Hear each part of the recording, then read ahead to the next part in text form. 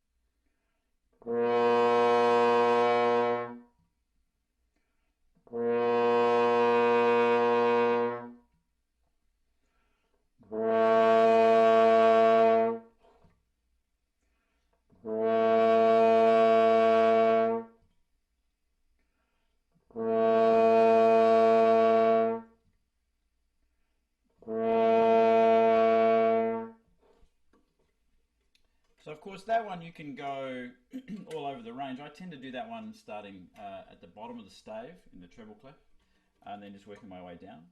But it works well sort of anywhere. I don't do that one too much in the upper register because I don't like playing too many static things in the upper register because I get tired really quickly.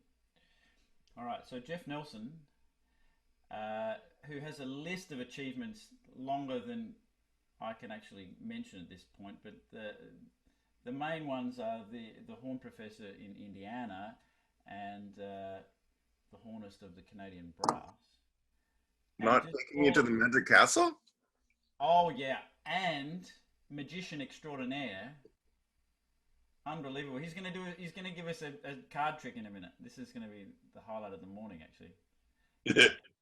Morning, Jeff. Good morning, Andrew. This is amazing. So amazing. What an amazing community. Way to go, you guys. And Andrew and RuPaul, and everybody. It's good to see so many old friends and now new ones. Well, yeah, you want me, do I just dive in and talk about something? Talk about something? Oh, you betcha. Okay, there, that's ready. So from here, my 4-year-old is asleep. So let's do something free-flowing, but kind of soft. I'm going to be soft. You go as loud as you would like. I took my practice mute out. I love doing all these air attacks and then adding articulation. So for me, yeah, and the articulation is the least important thing. We add that like a spice to the sauce and everything else. So we want to get everything else going first, and these are awesome exercises. For me, how about, and Andrew, help me if this is too much to quickly memorize, but I have a thing, and I got it kind of out of Vince DeRosa's book, actually, who just turned 100, though I'm sure, oh, well, I guess the non-hornists might not have known that. Our darling hornist just turned 100 years old. Here's the idea in 4/4, and it's...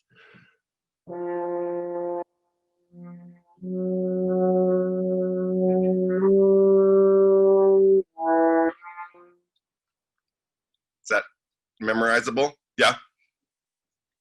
So start on a middle C, and then go up a half step, and they're all whole tones. Half step, up another whole tone, and then the notes get shorter. So you're changing notes more often by the time you get to the end of it. But you want it to sound just like one long note that happens to change pitch. So no bumps on the note change things, okay? Let's do it one more time. Sorry? Can you give it to us one more time? Yeah. Starting on middle C, concert F, 2, 3.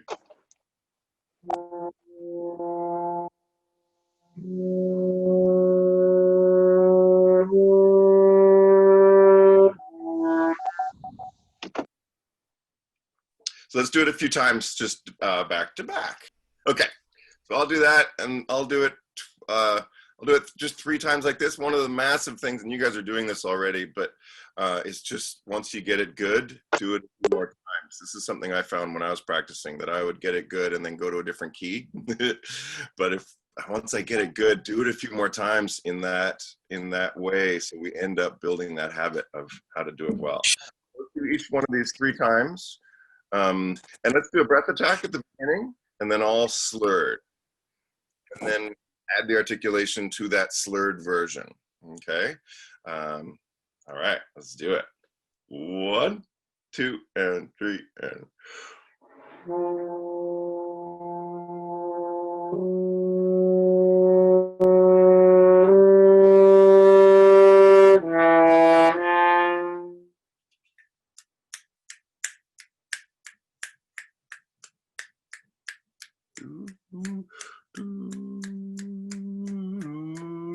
Good, one long crescendo.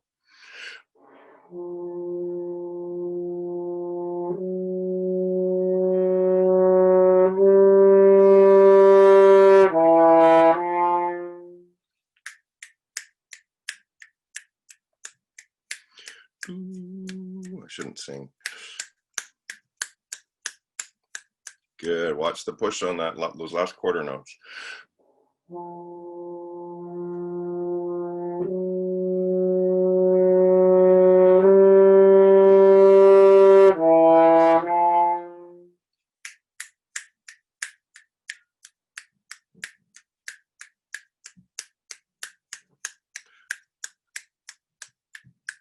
Good, add articulation.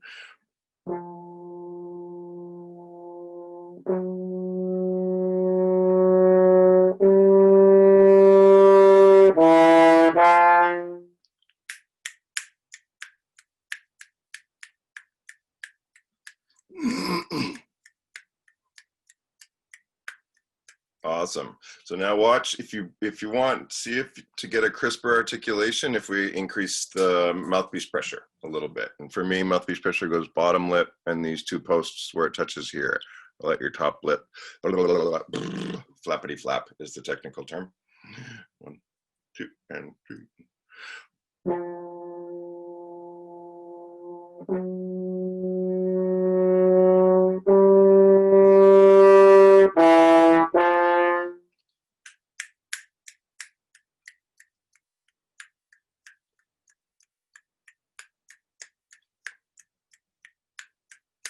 Good.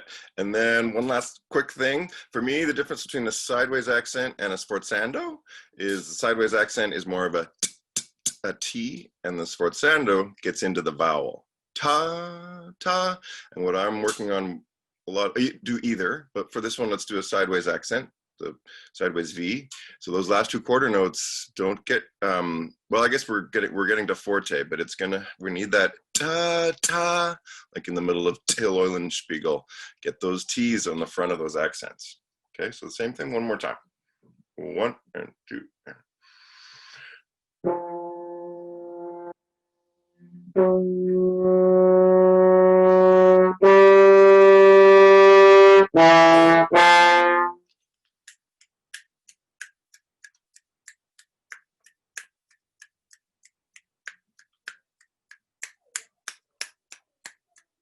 yeah, that's an exercise. I call it long tunes, and I can send a PDF if that'll help or anything as well. That would be great. We will put that up in the IM community page for everyone to cool. access if you can. That would be fantastic. Thanks, Jeff. Awesome. Always great to see you. And I look forward to seeing the card trick later on in the session. All right, so continuing with like really simple exercises, we're going to go repeated note pattern, which is just a call and response thing. The idea of this is to move the air exactly the same for each group of notes, and the tongue is just cutting at different speeds. So we start off with basically just a long note, and then we cut that in half, cut it in thirds, cut it in quarters, in six, and then move our way back again. All right, so yeah, focusing on the breathing and the blowing, we can actually do this one to start with through the mouthpiece, just to get the feeling of how this goes. And what you'll notice is once you get it through the mouthpiece, if you put the same thing into the horn, it'll feel really open and relaxed.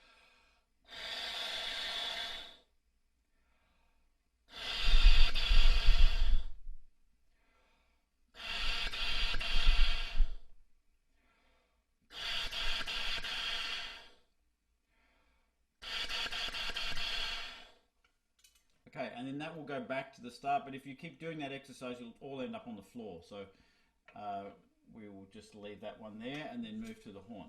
So really feel this movement of air, breathing in nice and low and around, and then as open and freely as you can on the way out. It will sound loud, but the goal is not to sound loud. The goal is to make sure that you're moving air nice and freely. So we'll start on a middle C, so concert F for the tubistas.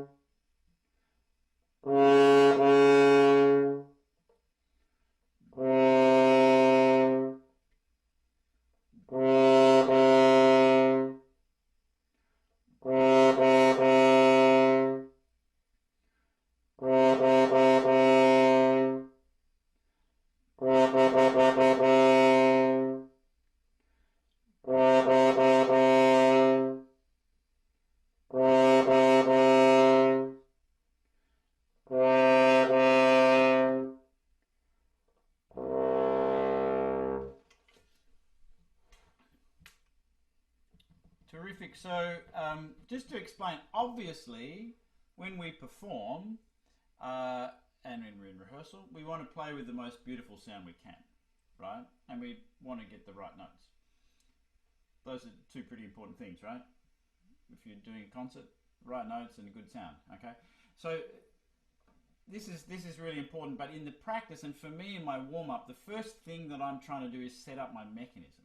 Set up and establish the habits and remind my brain of what we want to be doing. So I'm thinking about how am I breathing, how am I blowing, where is my tongue hitting from articulation, and are my corners forward and stable. That's my sort of mini checklist that I want to keep going through. Now, when I'm in the morning, my brain doesn't work very quickly. I mean, it doesn't work very quickly at the best of times, but in the morning particularly not.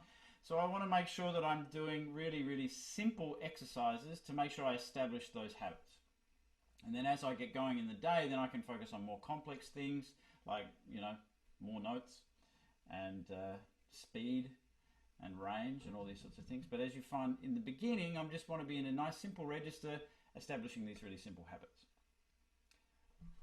All right, so the next one that I tend to do is a little bit of an extension of the articulation one, still focusing on making sure I'm continually engaging the airstream. But now we're just going to do a really simple scale.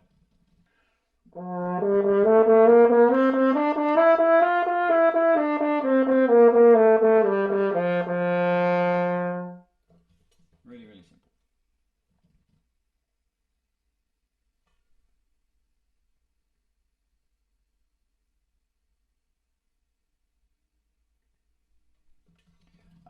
And we'll go up.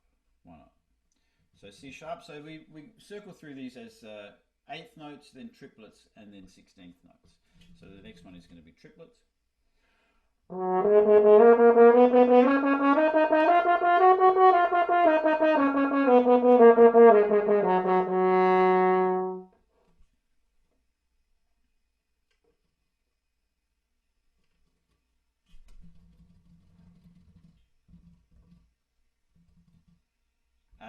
So we go to 16th.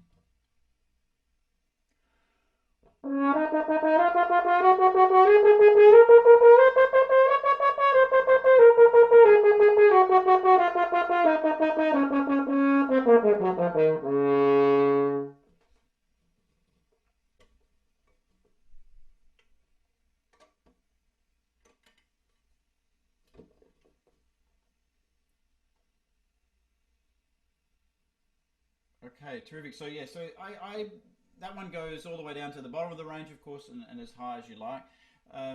the idea is that the airstream is traveling the same for everything, and the tongue is just sort of cutting at the speed that you want it to cut, and going through this consistency of articulation, but it's always about the airstream.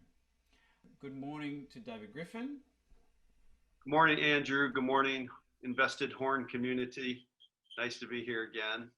I tuned in a couple weeks ago, and you demonstrated something that I've been working on. It's been great. It's how you practice the lip trills, starting with a wide octave, and then perfect fifths, perfect fourths, major thirds, and then down to a major second.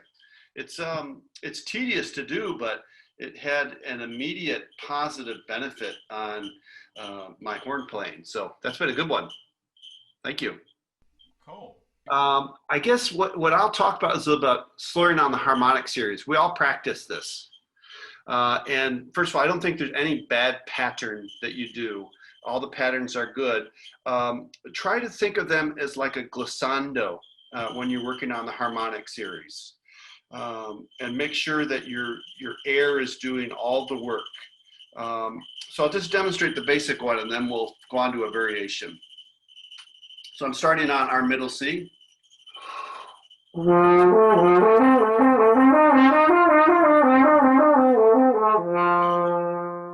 Ready and go.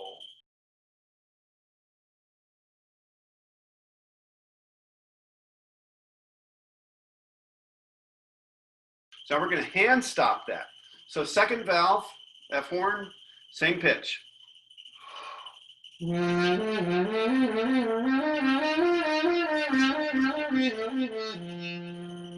Ready and go.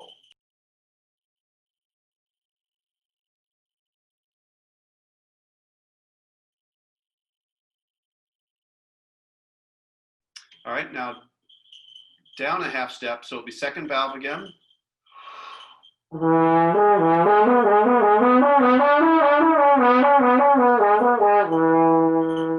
Ready and go.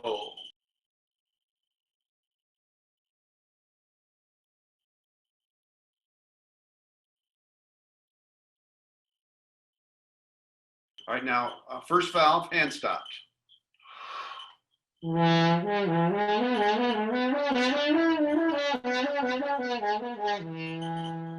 Ready and go.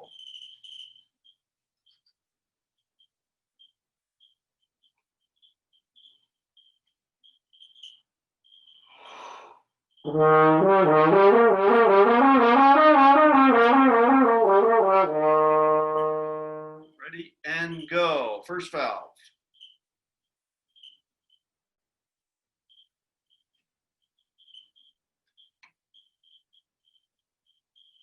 Okay, so next would be down a half step.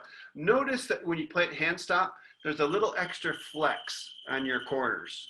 So I think that's what makes this exercise good for strengthening too.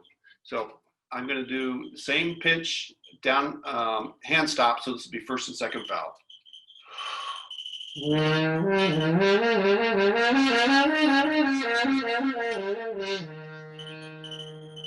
Ready and go.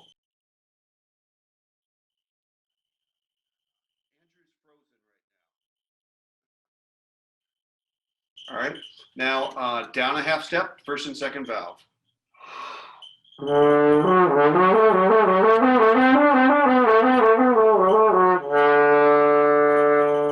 Ready and go.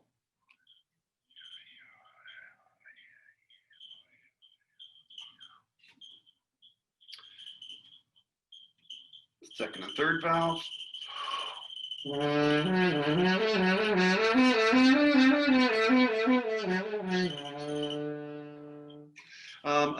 Another good thing about practicing hand stop is it forces you to really support with the diaphragm and to get the air going super fast. So it has many positive benefits. All right, second and third valve, open.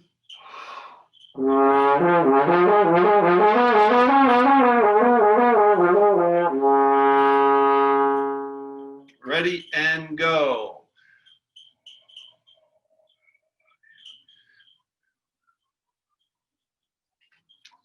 All right, now 1 and 3, hand stopped.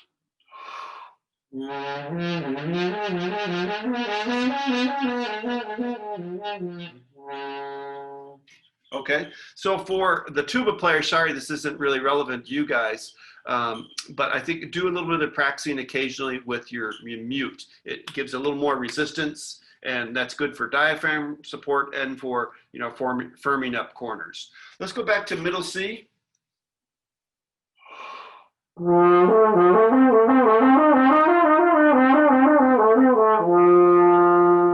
Now, using the same fingering, let's hand stop and go up a half step.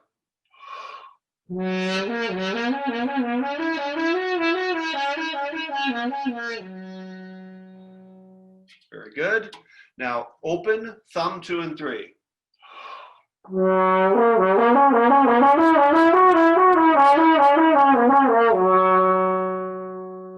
Good. Same fingering, hand stop, so it'll be up a half step.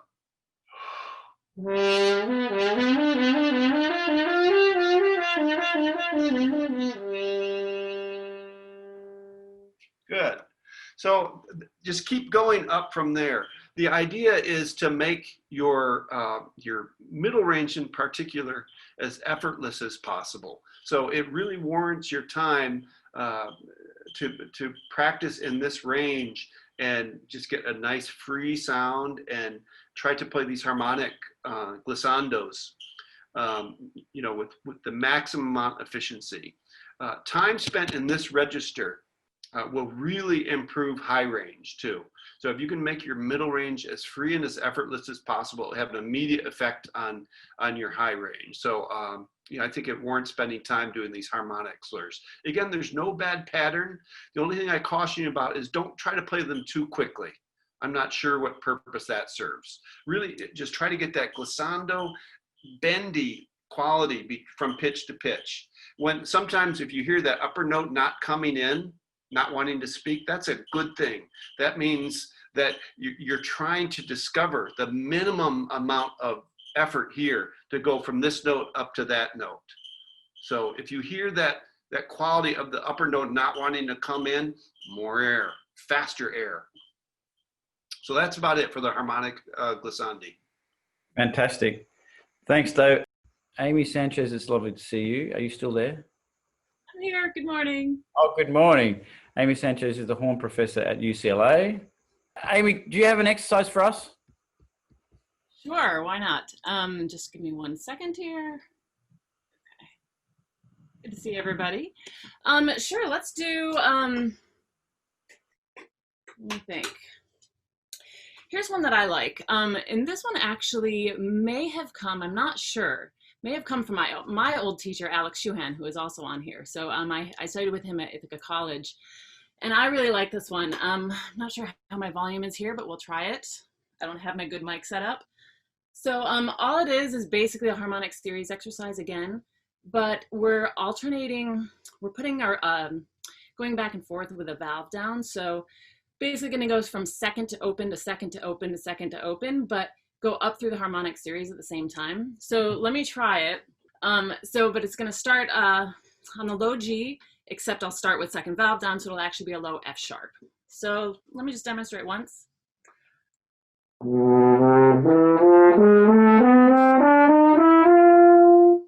So you're basically only playing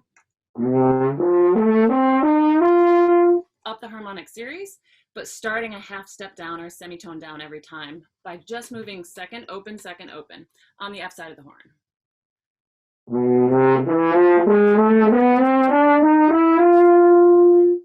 And then the other thing I like to do is just come back down the other way. So let me try it both ways, and then we'll do it call and response.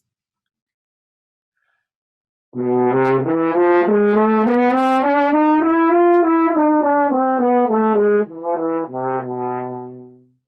goal is on this, I think, to feel that you're playing as smoothly as you possibly can, and it eventually will almost feel like a scale. That's why I like it so much. It's just straight up and making that glissando as smooth as possible. So one more time.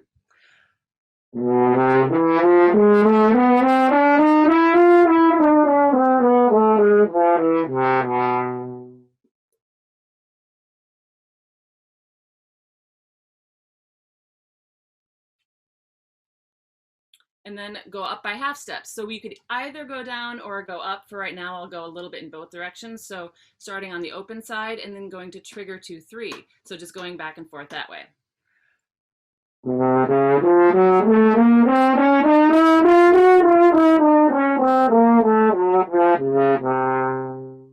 Open to 2, 3.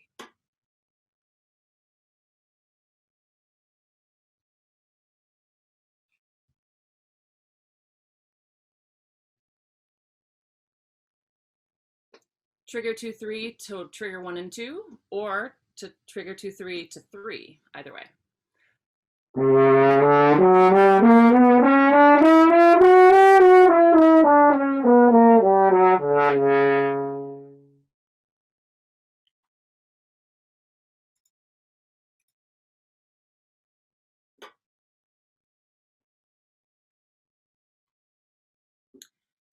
Trigger 1 and 2 to 1.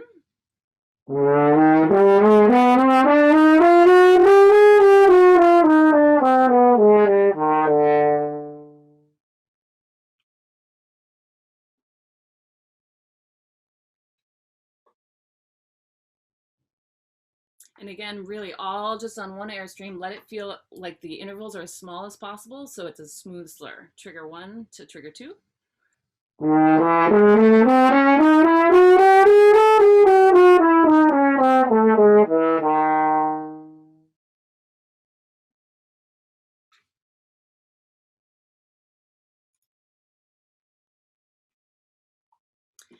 And lastly, trigger 2 to trigger open.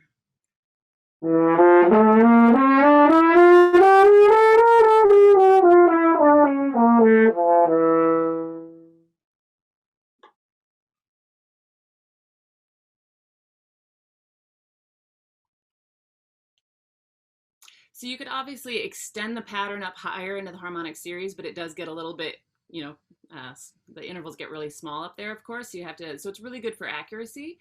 And then also take that down the valve series on the F side of the horn as well. So you can really work into the low register. And I just think it's great to work on getting every interval to feel smooth in the lower part of the harmonic series where the partials are more open, and then as you get up to the higher part of the series where they're closer together. So for me, I really like that when it gets everything feeling really smooth.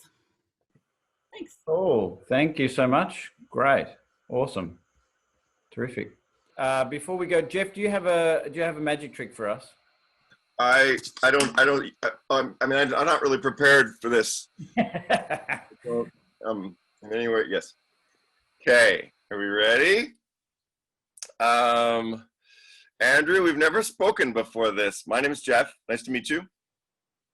We have 4 cards in here, and in every deck of cards, there's 4 of everything: 4 sevens, 4 jacks. 4 jacks, you say? Yes, 4 jacks. In here are the 4 jacks.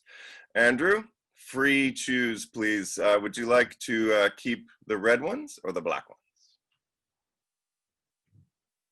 It'd be great to keep the red ones. Okay, so we get rid of the club, and we get rid of the spade. Now, so we have 2 red ones left in here, the heart and the diamond. Amy Sanchez, we have never met before. Nice to meet you. My name is Jeff. Please select whichever one you would like to keep, and I will even say before you choose that the one that you want to keep is going to magically turn upside down inside the packet. Would you like to keep the heart or the diamond? Oh, definitely the diamond. Woo! I did this for Dale Clevenger's daughter once, and I said, "You want to keep the heart or the diamond?" And she said, "Story of my life, honey."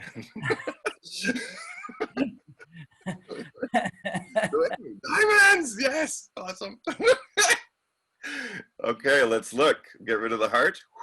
Bye-bye, heart. In here.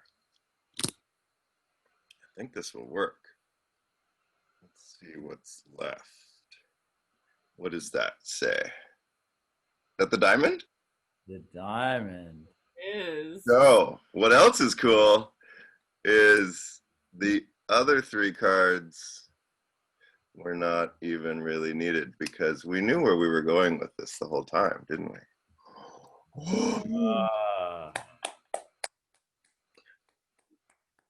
Ta-da! but I wasn't prepared for that at all. No, you can tell. You rarely are you prepared, Jeff. I have noticed this over the years. Well, you know that's actually true. But this has brought a new level to warm-up classes on a Monday morning now. So thank you so much to Jeff Nelsen and Amy Sanchez, and of course David Griffin, and for everyone else for dropping in. And of course we have to finish with the elephant, and I wonder if we have a volunteer. Tanner West, you look like you are available and ready. Good morning. Good morning. Okay, we'll start on middle C, or concert F. Just to explain, we start on a concert F. It's all F horn, and we fly up to the 10th harmonic, and then we make our way down with articulation. So it's like a big glissando up to the top, and then articulate it on the way down. But Tanner will demonstrate far better than I will.